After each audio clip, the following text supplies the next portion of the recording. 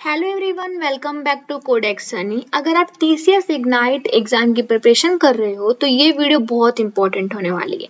Guys, exam में अब सिर्फ 2 दिन बचे हैं, इसलिए अब हम थ्योरी में ज़्यादा टाइम वेस्ट नहीं करेंगे। हम डायरेक्टली कोडिंग प्रॉब्लम प्रैक्टिस करेंगे और ये हमारा होगा TCS ignite coding practice part 1। ठीक है, इस वीडियो में मैं आपको कुछ इंपॉर्टेंट कोडिंग प्रॉब्लम दूंगी, लेकिन एक रिक्वेस्ट है, सिर्फ मेरा कोड को देखना मत। ठीक है, पहले आप क्वेश्चन को देखना, फिर खुद लॉजिक सोचना और फिर मेरे साथ गूगल कोलैब, वीएस कोड, किसी में भी आप कोड लिखकर ट्राई प्रैक्टिस करना। बिकॉज एग्जाम में क्वेश्चन सामने आएगा, ठीक है, लेकिन सॉल्यूशन नहीं आएगा सामने आपके। सो हमें लॉजिक बिल्ड करना है। तो चलिए हम स्टार्ट करते हैं अपना पहला क्वेश्चन, जिसका नाम है टू सम्स। अब पहले आप लोग क्वेश्चन रीड कर दो, रीड कर लो, समझ लो, फिर मैं आपको समझाती हूँ। ठीक है, कि करके तो 10 क्वेश्चन रहेंगे आज के लेक्चर में टोटल, और ये हमारा पार्ट 1 है। ओके, तो मैं पहले क्वेश्चन रीड करती हूँ। Given an array of integer and target value, find the two in the case whose number add up to the target. अब इसका सिंपल मीनिंग समझते हैं। हमें एक एरे दिया हुआ है और एक टारगेट वैल्यू दी हुई है। ठीक है, हमें एरे में से 2 ऐसे नंबर फाइंड करने हैं जिनका सम टारगेट के इक्वल हो। और ध्यान देना, क्वेश्चन हमें नंबर नहीं, उनके इंडिकेट रिटर्न करने को बोल रहा है। ठीक है, समझ रहे हो आप लोग? तो आप एग्जांपल में देख सकते हो, नम्स क्या है, 2, 7, 11, 15 एरे दिया है, टारगेट 9 दिया है। अब हमें देखना है कि इनमें से कौन से 2 नंबर है जिनका सम आता है 9। तो 2 और 7 का सम आता है 9, तो हमें 2 और 7 चाहिए। लेकिन क्वेश्चन नंबर नहीं मांग रहा है, क्वेश्चन इंडिकेस मांग रहा है। तो पाइथन में इंडेक्सिंग 0 से स्टार्ट होती है, तो 0 का इंडेक्स 0 होगा, सॉरी 2 का इंडेक्स 0 होगा, तो 7 का इंडेक्स 1 होगा, इसलिए आउटपुट क्या होगा, 0, 1। अब यहाँ पे लॉजिक क्लियर है। चलिए अब इसी क्वेश्चन को वीएस कोड में सॉल्व करते हैं। ठीक है, वीएस कोड में नहीं करेंगे, हम गूगल कोलैब में करेंगे। ठीक है, तो चलते हैं गूगल कोलैब में। मैंने ऑलरेडी करके रखा है, बट मैं आपको समझा देती हूँ। तो आप लाइन नंबर 1 यहाँ पे देख सकते हो, ये लाइन नंबर 1 जहाँ पे डेफ लिखा है। तो सबसे पहले मैंने एक फंक्शन यहाँ पे बनाया है। फंक्शन का नाम है टू सम नाम का, आप देख सकते हो। ठीक है, मैं इसे जूम कर देती हूँ। ओके, देखो ये। ठीक है, फंक्शन का नाम जैसे कि मैंने क्या बताया, टू सम है। डेफ कीवर्ड का यूज पाइथन में फंक्शन डिफाइन करने के लिए किया होता है। अगर आप पाइथन देखो तो आपको पाइथन के बारे में पता होगा कि इसका यूज किस लिए करते हैं, डेफ का। ठीक है, अब नम और टारगेट आप देख सकते हो, ये क्या है, नम और टारगेट। ठीक है, इसके अंदर जो पैरामीटर्स है ना, यही नम और टारगेट है। ठीक है, फंक्शन के अंदर नम में हमारा एरे आएगा और टारगेट में टारगेट वैल्यू आएगी। फॉर एग्जांपल, अगर नम है 2, 7, 11, 15, तो नम में आएगा, टारगेट 9 में आएगा। तो ये वैल्यू फंक्शन को अब पास होंगी। ठीक है ना, समझा? फिर हमने लूप लगाया है, तो ये पहला लूप है। हमने 2 लूप यहाँ पे यूज किए हैं, तो अब सेकंड लाइन देखना। ठीक है, ये लाइन देखना आप लोग। ठीक है, एक मिनट में से हाईलाइट कर देती हूँ, आपको अच्छी तरह से समझेगा। वेट, ये वाली लाइन। ठीक है, अब हमें एरे के एलिमेंट को 1 बाय 1 चेक करना है, इसलिए हम फॉर लूप यहाँ पे यूज करेंगे। यहाँ लेन नम देख सकते हो, लेन नम्स एरे की लेंथ बताता है। ठीक है, तो हमारे एरे में 4 एलिमेंट्स है, तो लेन नम की वैल्यू क्या होगी, 4 होगी। तो रेंजेस का क्या आएगा, 4 रेंज आएगा। ठीक है, जैसे 0, 1, 2, 3। तो आई एक एक करके इंडेक्स पर जाएगा। ठीक है, समझा आप लोग को यहाँ तक? अब हमने यहाँ पे सेकेंड लूप यूज किया है। तो अब हमें एक नंबर के साथ बाकी नंबर कंपेयर करने हैं, इसलिए हम सेकंड लूप यूज करेंगे। यहाँ j की स्टार्टिंग वैल्यू क्या है, i+1। ठीक है, ये थर्ड लाइन देखो आप लोग, एक मिनट में हाईलाइट करती हूँ। ठीक है, थर्ड लाइन देखो। ठीक है, ओके, इसलिए हम सेकंड लूप यहाँ पे यूज करेंगे। यहाँ j की स्टार्टिंग वैल्यू से मैंने आपको बताया i+1। ठीक है, ये इंपॉर्टेंट है। अगर i 0 है तो j 1 से स्टार्ट होगा, मतलब फर्स्ट नंबर को हम खुद के साथ कंपेयर नहीं करेंगे। एग्जाम्पल, i 0 है तो नम i है 2 और j इनिशियली 1 होगा, तो नम j क्या होगा, 7 होगा। अब हम 2 और 7 को कंपेयर कर सकते हैं यहाँ पे। ठीक है, फिर हमने कंडीशन लगाया है, आप देख सकते हो जो मेन लॉजिक है यहाँ से। अब हम यहाँ पे चेक कर रहे हैं नम i प्लस नम j क्या टारगेट के इक्वल है। तो हमारा एग्जांपल, नम अगर 0 है तो इक्वल टू 2 आएगा, और नंबर 1 है तो 7 आएगा, तो 2 + 7 9 आएगा, और टारगेट भी 9 है, तो कंडीशन यहाँ पे ट्रू हो गई। तो इसलिए हमने यहाँ पे रिटर्न यूज कर दिया है। कंडीशन ट्रू हो गई, इसका मतलब हमें रिक्वायर्ड 2 नंबर मिल गए। अब क्वेश्चन नंबर नहीं, इंडिकेट मांग रहा है, राइट? इसलिए हम i j को रिटर्न कर रहे हैं। ठीक है, तो हमारे केस में अगर i 0 है तो j 1 है, तो सो रिटर्न होगा 0, 1। और रिटर्न का मतलब है फंक्शन यही आंसर वापस दे देगा। ठीक है, अब फंक्शन के बाहर की बात करते हैं। ठीक है, तो देखो, अब तक हमने सिर्फ फंक्शन बनाया है, लेकिन अगर मैं प्रोग्राम को डायरेक्टली रन करूंगी तो मुझे इनपुट भी देना होगा, इसलिए फंक्शन के बाहर मैं यूजर से नंबर इनपुट लूंगी। ये लाइन थोड़ी लॉन्ग है, सो इसको हम स्पेस मतलब छोटे छोटे शब्दों में समझते हैं। ठीक है, सबसे पहले बात करते हैं इनपुट फंक्शन की।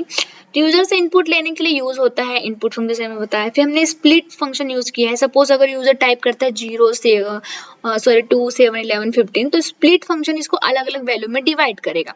मैप इंट की बात करें, लेकिन इनपुट से जो वैल्यू मिलती है वो इनिशियली स्ट्रिंग होती है, राइट? तो हमें नंबर चाहिए, इसलिए हम इंट यूज कर रहे हैं यहाँ पे।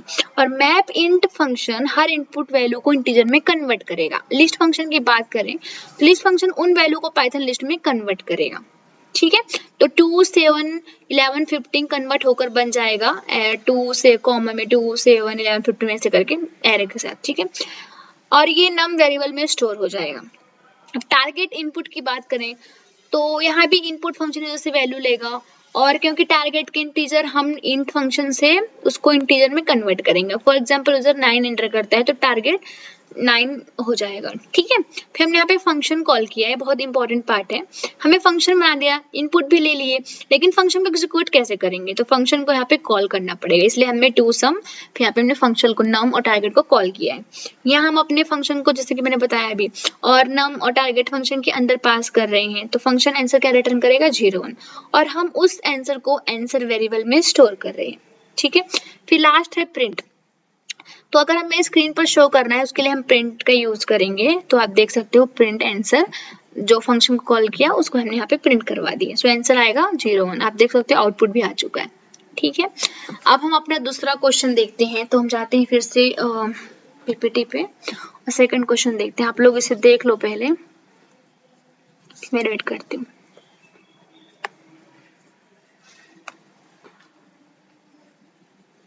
ठीक है, तो हमारी सेकंड प्रॉब्लम है पैलिंड्रोम नंबर। क्वेश्चन है determine whether an integer is a palindrome without converting it to a string. मतलब हमें एक इंटीजर दिया जाएगा और हमें चेक करना है कि वो पैलिंड्रोम है या नहीं है। और यहाँ एक इंपॉर्टेंट कंडीशन, नंबर को स्ट्रिंग में कन्वर्ट नहीं करना है। तो एग्जांपल में इनपुट है अगर 1 to 1 तो आउटपुट क्या है? ट्रू। ओके, अब पैलिंड्रोम का सिंपल मीनिंग क्या है? अगर किसी नंबर को उल्टा करने पर भी सेम नंबर मिले तो वो पैलिंड्रोम है। ठीक है, फॉर एग्जाम्पल 1 to 1 रिवर्स करो तो 1 to 1 ही आएगा, सेम नंबर आएगा, तो इसलिए यहाँ पे ट्रू होगा। अब अगर नंबर 1 to 3 होता है तो रिवर्स होता है 3 to 1, तो 1 to 3 और 3 to 1 सेम नहीं है, तो आंसर क्या होगा? फॉल्स। अब क्वेश्चन में क्लियरली बोला है कि स्ट्रिंग कन्वर्जन यूज नहीं करना है। तो चलो मैथमेटिकल लॉजिकल सॉल्व करते हैं। जाते हैं गूगल कोलैब में और फिर से यहाँ पे कोड पे जाते हैं हम। अब हम यहाँ पे पैलिंड्रोम करते हैं। ठीक है, सबसे पहले मैंने एक फंक्शन बनाया है, फंक्शन का नाम है इस पैलिंड्रोम। डेफ कीवर्ड का यूज फंक्शन डिफाइन करने के लिए होता है, और n हमारा इनपुट नंबर है। फॉर एग्जांपल अगर यूजर 1 to 1 देता है तो फंक्शन के अंदर n की वैल्यू क्या होगी? 1 to 1 होगी। ठीक है,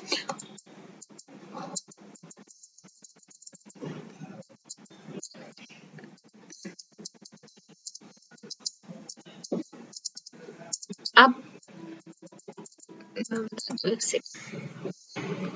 हाँ, अब मैं ओरिजिनल नंबर को एक अलग वेरिएबल में सेव कर रही हूँ। क्यों? क्योंकि अब हम n को रिपीटली डिवाइड करके छोटा करेंगे। अगर ओरिजिनल नंबर सेव नहीं किया तो n में कंपेयर करने के लिए ओरिजिनल वैल्यू हमारे पास नहीं रहेगी, सो ओरिजिनल इक्वल टू 1 आया है। ठीक है,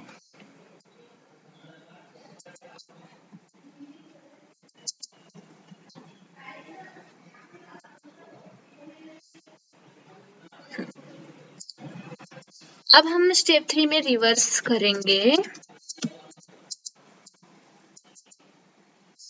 अब हमें नंबर को रिवर्स करना है, इसलिए एक वेरिएबल लेंगे रिवर्स। स्टार्टिंग में रिवर्स की वैल्यू 0 रखेंगे, जैसे जैसे डिजिट मिलेंगे हम रिवर्स नंबर बनाते जाएंगे। ठीक है, अब हम यहाँ पे लूप का यूज करेंगे।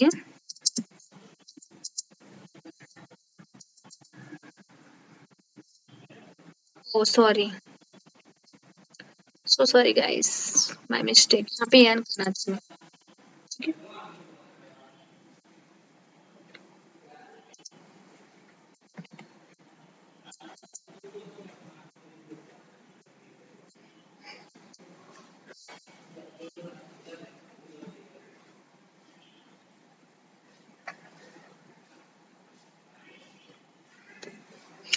अब हमें नंबर की हर डिजिट पर काम करना है, इसलिए व्हाइल लूप यूज करेंगे। जब तक n 0 से ग्रेटर है लूप चलेगा। एग्जाम्पल 1 to 1 लूप चलेगा, फिर नंबर को डिवाइड करते करते 0 कर देंगे।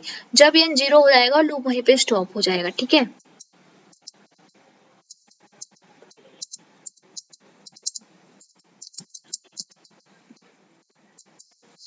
ये बहुत इंपॉर्टेंट लाइन है। मॉडुलस ऑपरेटर कहते हैं इसको। जब हम किसी नंबर को 10 से डिवाइड करके रिमाइंडर निकालते हैं तो हमें लास्ट डिजिट मिलती है। फॉर एग्जांपल 1 to 1 मॉडुलस 10 का 1 मिलेगा, सो डिजिट इक्वल टू 1 आएगा। हमारे पास लास्ट डिजिट आ गई है। ठीक है, अब हमको रिवर्स बिल्ड करना है, तो उसके लिए हम फॉर्मूला यूज करेंगे।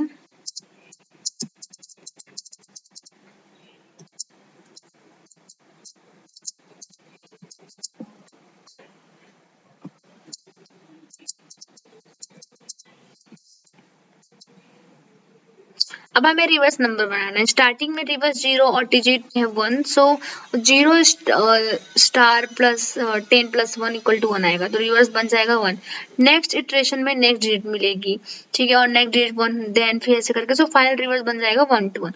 तो नंबर अब हम नंबर को लास्ट में जो है उससे छोटा करना है, उसके लिए जिसे रिमूव करना है उसके लिए हम यूज करते हैं। आपको समझाती हूँ, एक सेकेंड।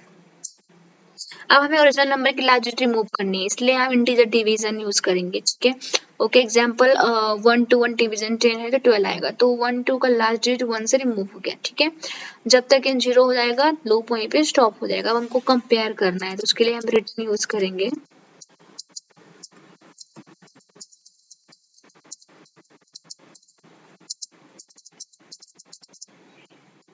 अब फाइनली हमें चेक करना है कि ओरिजिनल नंबर और रिवर्स नंबर सेम है नहीं, इसलिए हम ओरिजिनल कंपैरिजन ऑपरेटर का यूज करके फिर रिवर्स कर देंगे। अगर दोनों सेम है तो रिजल्ट ट्रू आएगा, अगर सेम नहीं है तो रिजल्ट फॉल्स आएगा, और रिटर्न यूज रिजल्ट को फंक्शन से बाहर भेज देगा। ठीक है, तो ये पूरा फंक्शन है। ओके, अब हमें इनपुट और फंक्शन को कॉल करना है। ओके, तो उसके लिए हम यहाँ पे इनपुट,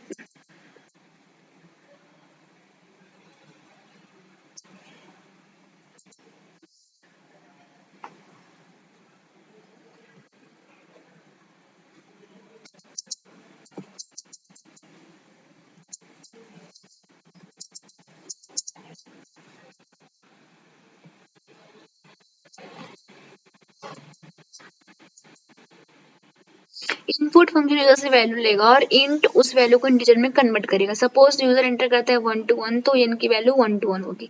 ठीक है,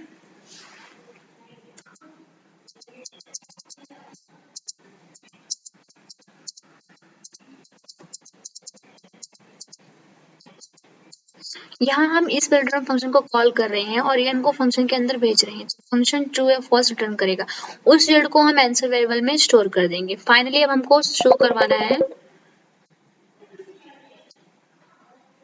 ठीक है,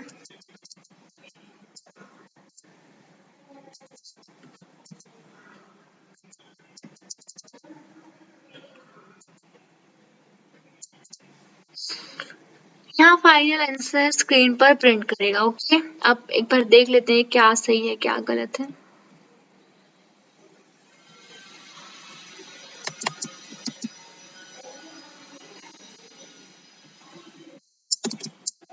पाइथन में स्पेस वगैरह बहुत इंपॉर्टेंट होती है, ओके, इसका हमको ध्यान रखना पड़ता है अच्छी तरह से।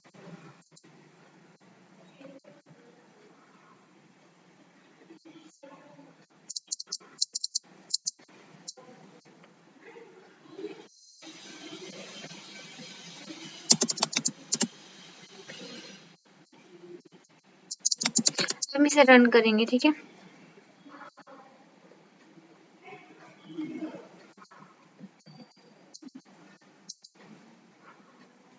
चलो इसे रन करते हैं।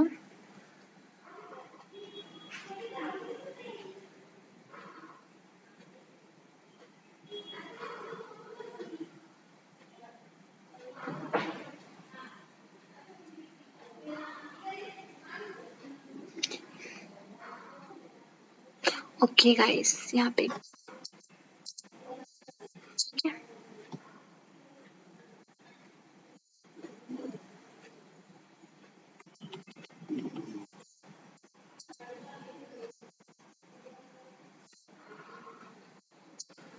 अब मैंने 1 to 1 एंटर किया तो आप देख सकते हो 2, ठीक है। और फिर मैं अब दोबारा रन करती हूँ 3 5 6, तो देख सकते हो आएगा फॉल्स, ठीक है। तो ये है पूरा सिंड्रोम का questions, okay. So okay guys, second question भी हो गया। अब नेक्स्ट क्वेश्चन में हम इसी डिजिट मैनिपुलेशन कॉन्सेप्ट को यूज करके नंबर को रिवर्स करेंगे। तो चलो मूव करते हैं क्वेश्चन 3 रिवर्स इंटीजर की तरफ, ओके। तो ये पार्ट 1 में रहेगा, मैं दूसरी वीडियो में फिर बनाऊंगी, ठीक है।